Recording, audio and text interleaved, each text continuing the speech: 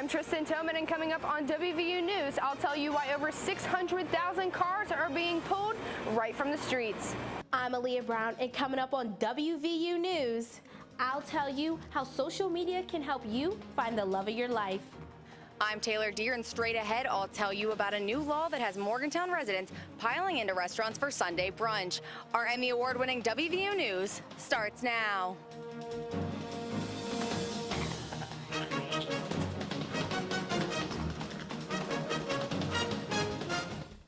Another massive recall in the automotive industry. We'll tell you what it is. I'm Taylor Deere. And I'm Hannah Getz. Thousands across America are using the internet to find their happily ever after. These stories and more on WVU News, an Emmy Award-winning newscast produced by television journalism students right here at West Virginia University. It's official. Monongalia County residents will now be able to order a cocktail on Sundays at 10 a.m.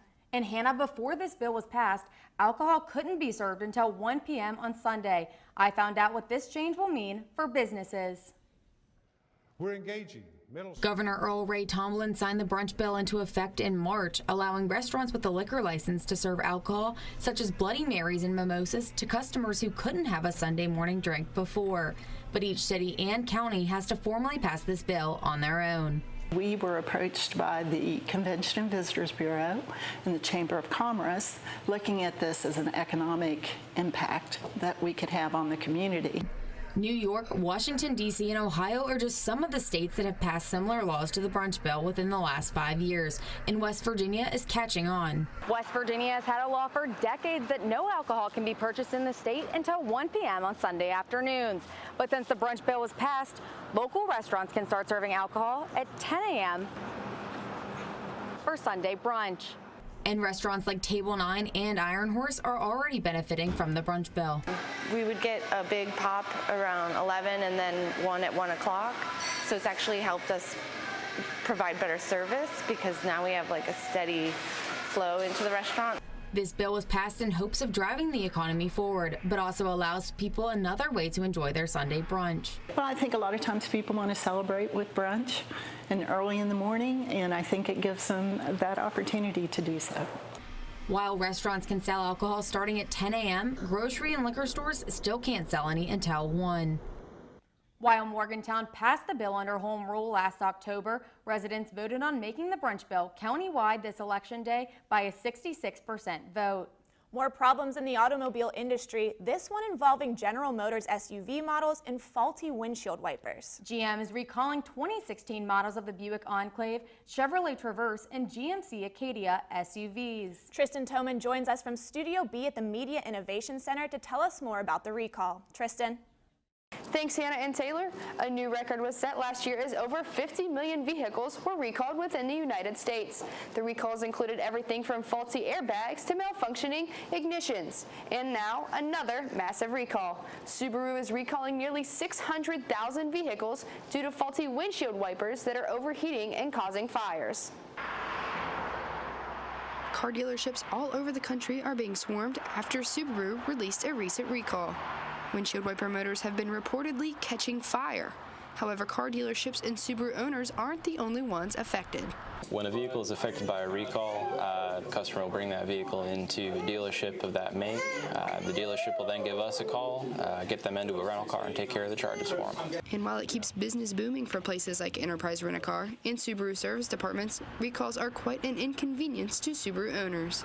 Sometimes when it rains, it's hard for me to see, so especially with winter coming up, I think that it needs to be fixed with the ice and the snow being on my windshield, but it's convenient that Subaru will help me out and get me a rental car. Researchers say that due to contamination, parts within the wiper motor can interfere with one another. If too much snow or ice accumulates on the windshield, it can cause the wiper arms to stop working and overheat to cause a fire. With over 500,000 cars already fixed, Subaru is recommending that owners of Legacies and Outbacks, manufactured from 2008 to 2014, have these parts replaced immediately. Subaru owners of these models are receiving notifications by mail alerting them of this recall. If you have one of these models, you can take your vehicle to the nearest dealership to receive a replacement windshield wiper motor free of charge. Hannah and Taylor, back to you at the Waterfront Studio. Thanks, Tristan. While it's important to keep your car safe, it's just as important to fireproof your home. especially during the holiday season when nearly 50,000 fires occur. That's why the Morgantown Fire Department recently teamed up with the Red Cross for an event called Save a Life Saturday. Volunteers hit the streets installing free smoke detectors to homes that needed them. Experts say working smoke detectors can reduce your risk of dying by 50%.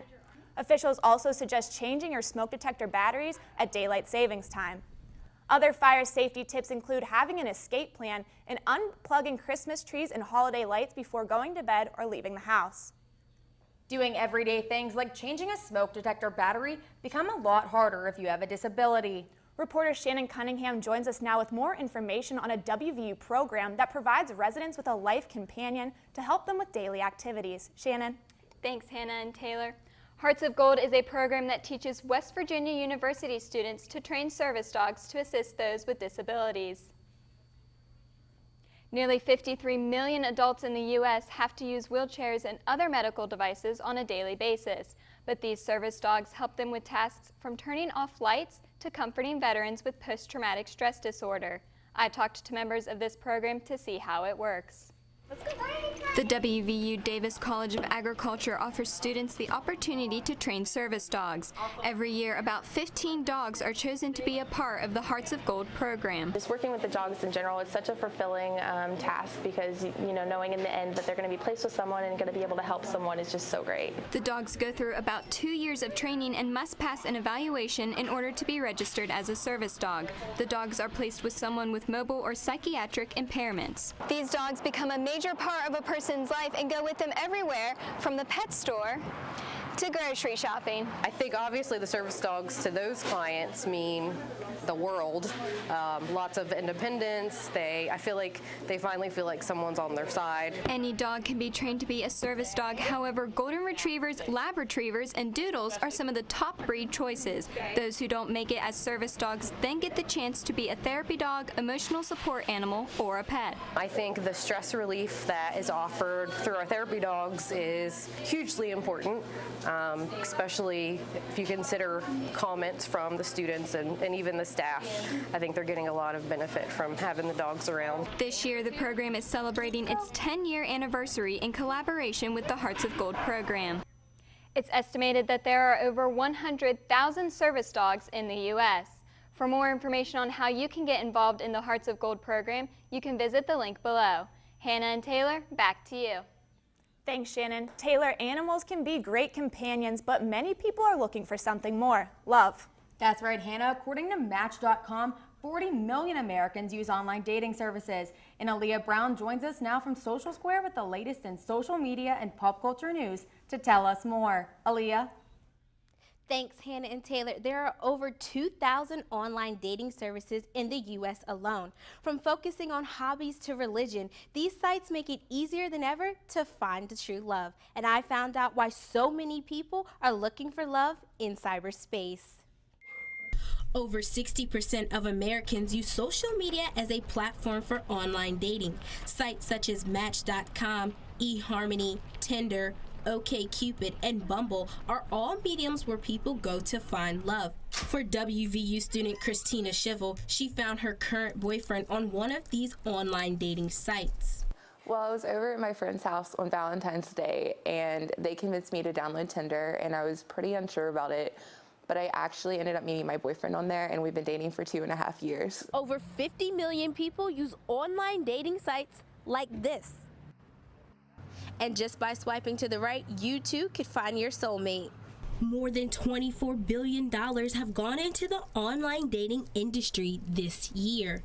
WVU professor Dr. Elizabeth Cohen finds that the use of dating sites have improved as the years have passed. I think that it's becoming more socially acceptable to use online dating sites. I think that part of the reason is because more people are joining these websites, and the more people that join, the more valuable they become as a resource. The number of young adults using online dating sites has nearly tripled since 2013. According to the Pew Research Center, 50% of Americans have met their significant other online. Hannah and Taylor, back to you. Thanks, Aaliyah. Another huge win for the Gold and Blue. The Mountaineer football team is looking for respect in the Big 12. Sports reporter Nikki K tells us more about how the team is doing following their 48-21 win over Kansas. I'm Nikki K, and coming up on WVU News, I'll tell you about a WVU team that's number 14 in the nation. Ready to go? Sometimes the most important lessons are learned outside the classroom. Are we going the right way? When you chase the unknown, take a risk, and push beyond your boundaries. That's when you discover who you really are. Every journey starts with a first. Let's go.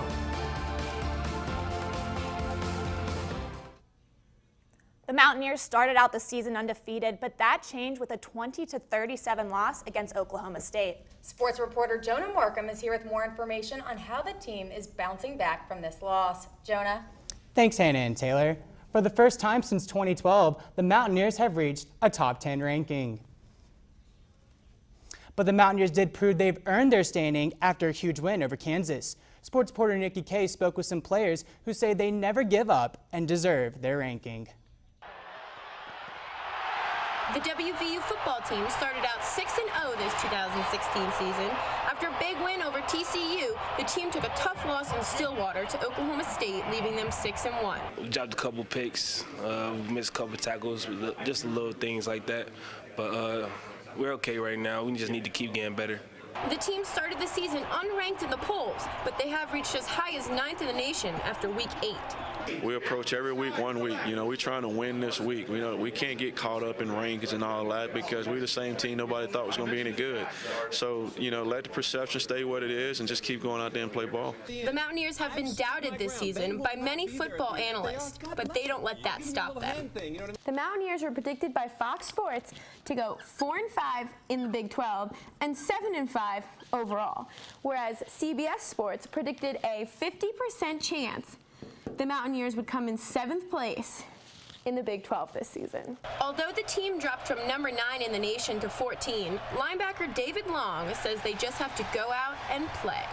We worked all offseason, worked really hard just to do good this season, so we're just going to have to stay on it and not relax because I don't want it all be for nothing. So go out there and play every week. The Mountaineers are looking for wins over Texas, Oklahoma, and Baylor, hoping to prove the doubters they deserve to be in the top 25.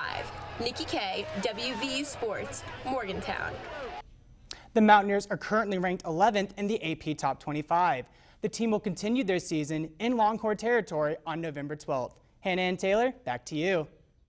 Thanks, Jonah. We hope the Mountaineers stay on top. And that's going to do it for this week's edition of WVU News. You can visit us online on our website. You can also watch any of our shows on YouTube, and please follow us and our reporters on Twitter. I'm Hannah Getz. And I'm Taylor Deer. Thanks for watching WVU News. We'll see you next time.